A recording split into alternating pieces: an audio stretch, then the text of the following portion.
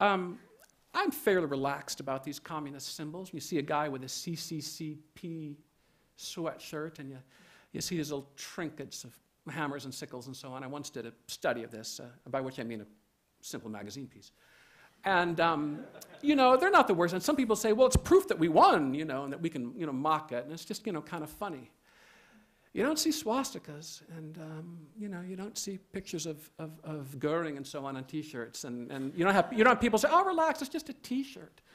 You know, as Anthony Daniels points out, Guevara only took one good picture in his life. I mean, look he looks like a movie star in that picture. Corda got his cheekbones just right, but other pictures, you know, he wasn't all that much, really, honestly. This is all regarding Chambers, really, but he was a witness and a truth teller, and it was really, really hard for him to forsake not popular approval, to forsake the approval of the people who mattered, his colleagues in journalism and what we might call the liberal establishment. That is a very, very hard thing to do, to give that up and to be reviled by all the right people. He had tremendous guts, and I just think he couldn't stand not to tell the truth. The truth simply gnawed at him until he had to get it out. The same was true of Solzhenitsyn, who was never a communist, of course, so he's unlike Chambers in that sense, but he said constantly, live not by lies. And I have a favorite story about the difficulty of standing up to received opinion and to fashion. And it comes from the supplier of a great many of my best stories, Norman Podhoretz. And if I mess it up, I hope he'll correct me. But it's a story about Joseph Brodsky. And I think you went to Bukowski in England and said, look, Brodsky was a brave guy, stood up to the KGB. Why can't he stand up to Susan Sontag and the New York intellectuals? And I think Bukowski said, what you have to understand, Norman, is it's far easier to stand up to the KGB than to stand up to the New York intellectuals. People will admire you if you stand up to the KGB. They're not going to admire you if you stand up to the New York Review of Books. Is the story something like that? Besides, you won't win the Nobel Prize. Besides, you won't win the Nobel Prize. That's the Literature Prize. A final comment about God, who has been mentioned a few times today. It's interesting you can mention God here at Yale, so I'm sort of pleased about that. Let's see what the Supreme Court says. But this talk about God reminded me of another Solzhenitsyn story. He said toward the end of his life, he said it in an even more august place than this. He said it at Buckingham Palace, receiving the Templeton Prize. He said, when I was growing up, he was born in 1919, and he was really an intellectual kid. I mean, he's a math whiz, and you know, before he was a writer, he was quite a mathematician. Sharansky, too. But anyway, he was an intellectual kid. And so 1919, he's born. So he's, you know, he's a boy in the 1920s and a little older in the 1930s. And he said the old people around him, by which he might have meant people in their 40s and 50s. And he said all the old people around him, these simple-minded people said, you know, this all happened, meaning this catastrophe of Bolshevism in power, because the people forgot God. And Solzhenitsyn said, oh, people forgot God. Give me a break. This is superstitious country folk. And so he studied the Soviet Union for decades and lived in the Soviet Union for decades, in the camps and out. He was maybe the foremost writer about the Soviet Union and the Gulag Archipelago and so on, other books. And he said toward the end of his life, he said, you know, I really can't improve on what those old people said, those simpletons around me when I was a kid. This all happened because we forgot God. But then you might say, well, how about the jihadists? They make a lot of God, too. These issues are very, very slippery. And I must say how grateful I am to be here at this symposium and with these colleagues. Thank you.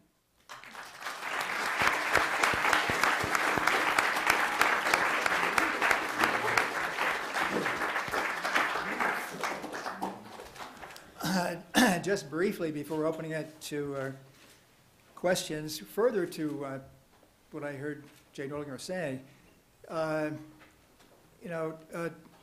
Chambers, the title of Trilling's novel, The Middle of the Journey, is reference to the first sentence of Dante's Divine Comedy. And in Dante, in Inferno, you get one picture after another of the people that on Earth surrounded Dante. And it's a picture of one venal, hypocritical person after another. The surrounding climate of opinion there in Italy at the time. And I think that's so telling in terms of Witness, Whittaker Chambers' a great book, because that's the tone I get out of that book, almost more importantly than anything else, and that is that he was living in a time, in a culture, in a climate of opinion that just swirled around him that didn't believe him, didn't see these things, could not grasp them, could not believe that this person could have challenged someone like Alger Hiss. And it was a foreign ideology that had come into America. It was a first. It came in the 1930s, and then in the 1940s, and 1950s. We knew that in the Cold War.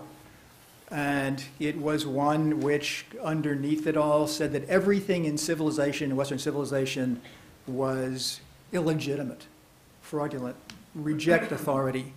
And you had to swim in that, and that's what Whittaker Chambers had to do. And then it came back. It came back in the 1960s through the New Left, which was a neo-Marxist revitalization of this. And again, and that you read about that in Roger Kimball's The Long March. That second time around got into the intellectual bloodstream of the intelligentsia, which we now can call them, of America. And it's now been several, when you count student generations as 4 years, a lot of generations have been swimming in that stuff.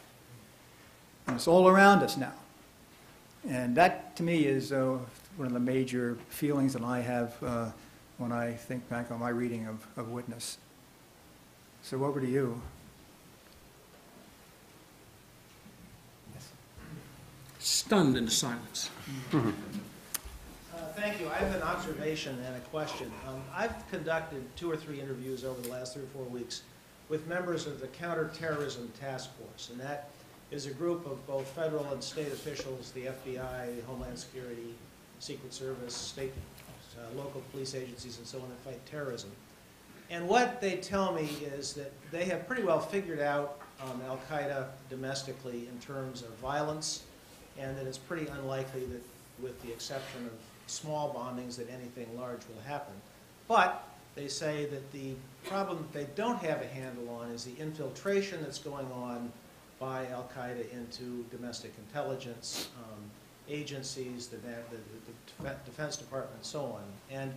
And what they tell me is that al-Qaeda has pretty well figured out that, and the other Islamist terrorists, that they can't beat the West by blowing us up, but they'll have to use tactics that the Soviets used against us in the 1930s and the 40s. And in fact, if you go onto the internet, and I would challenge you to do that, and Google what the left says about challenges to the infiltration of Islamic terrorists into American institutions, that what you find is ridicule, largely. You'll recall when several members of Congress raised the issue of Hillary Clinton's top aide, Huma Abedin, having Islamic Brotherhood connections, that the ridicule was profound.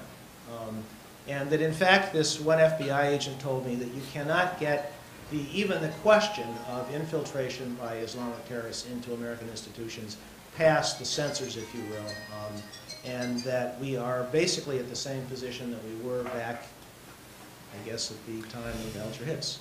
Comments? It's rude to raise such a subject, isn't it, Elliot? It's considered rude, as anti-communism was considered rude, boobish, disrespectable, the type of thing. Members of the Rotary, for example, would raise anti-communist points. And, National Review was anti-communist. And it's rude to discuss these issues, isn't it? I think that there are differences, I would say. One is that a case was made during the 1930s and 1940s, certainly, that communism was good for America, and we had this wonderful ally in Uncle Joe, Stalin. You can't make the case that al-Qaeda is good for America, and nobody's making that case. So it is not the same. as being a member of what was at one point at least a public movement, and was then a movement that had very wide support in parts of the intelligentsia. That's not true of Al-Qaeda either. So it's different in the sense that what you're doing is, if this is correct, infiltrating individuals into positions where they, I mean, and if Homeland, your favorite show, is correct, That's Max. I'm sorry, Yeah. Max. Max.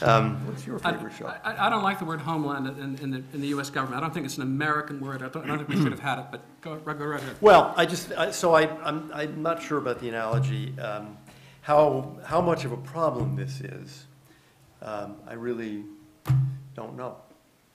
I'm with Elliot. I'm skeptical that there's a huge Al-Qaeda infiltration of the United States government. I think it's really a problem primarily in the Muslim world, where they are able, it's not just Al-Qaeda, but groups like Hezbollah and Lashkar-e-Taiba and the Pakistani Taliban and many others, Al-Qaeda in the Arabian Peninsula, Al-Qaeda in the Islamic Maghreb, many other groups, which basically take advantage of chaos and lack of strong institutions to promote their brands of extremism, and there's obviously a lot of chaos and a lot of collapse of institutions throughout the greater Middle East right now because of the Arab Spring.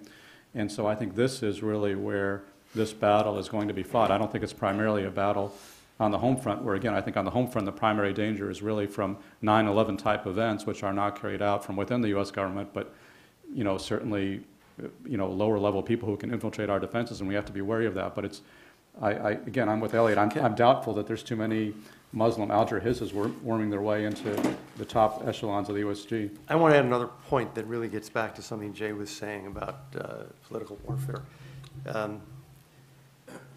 and the State Department. I don't think that's the key problem. I think the key problem is the view, which is very popular in the United States, including in the United States government, that the Islamists, not Al-Qaeda, but the Muslim Brotherhood, is the wave of the future. It is the authentic wave. It is the authentic voice of the Muslim world. And how do we know it's authentic? They hate America, which is the ultimate proof.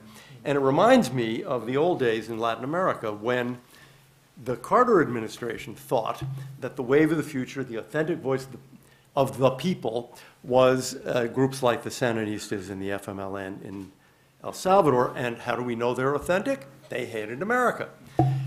And so you see the refusal to engage in political warfare in places like Egypt, where, 48% of the people voted against Mohamed Morsi for president. They didn't want a Brotherhood president. And right now, today, this week, there are thousands and thousands of Egyptians out in the streets protesting.